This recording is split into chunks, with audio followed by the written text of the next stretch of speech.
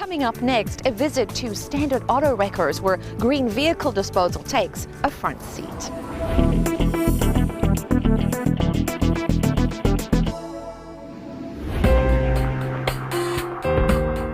Green vehicle disposal basically involves handling a vehicle in the most appropriate manner. We kind of coined the phrase green vehicle disposal because we wanted to educate the public. And what we've done is created a campaign with like-minded auto recyclers throughout North America, whereby we kind of work together to learn the best practices in the end-of-life cycle of a vehicle. The recycling of vehicles is so important. Each year there are millions of vehicles that reach the end of their useful life. The way in which they're handled is further important for effects in the environment.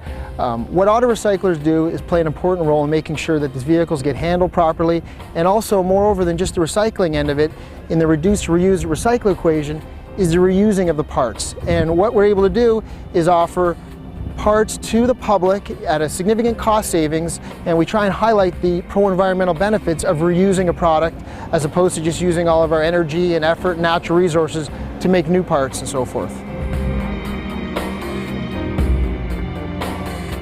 We make every effort to reuse what we can off the vehicle. We handle the vehicle in such a way that we'll crush the vehicle and then put it on transport trucks and send them to shredding operations. All of the metals, the copper, the brass, and the aluminum is recyclable, and these machines at these shredding operations facilitate this and are able to reuse at least 85% of the vehicle by weight. These are little bullets. They're called mercury switches. They're found inside the vehicles and used for purposes like convenience lighting. They're also found in anti-lock braking systems.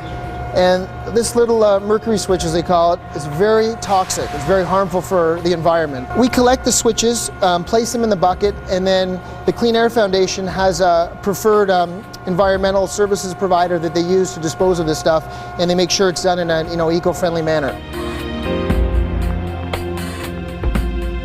Right now we're in an area where we store all the fluids. So we have the tow tanks worth of oil and filled with gasoline, and what we do is we accumulate all these oils and so forth, and then we reuse them in our oil burning furnaces that are specially designed to run on used motor oil. So predominantly we store up on all this oil in the summer, and in the winter we use it in our furnaces.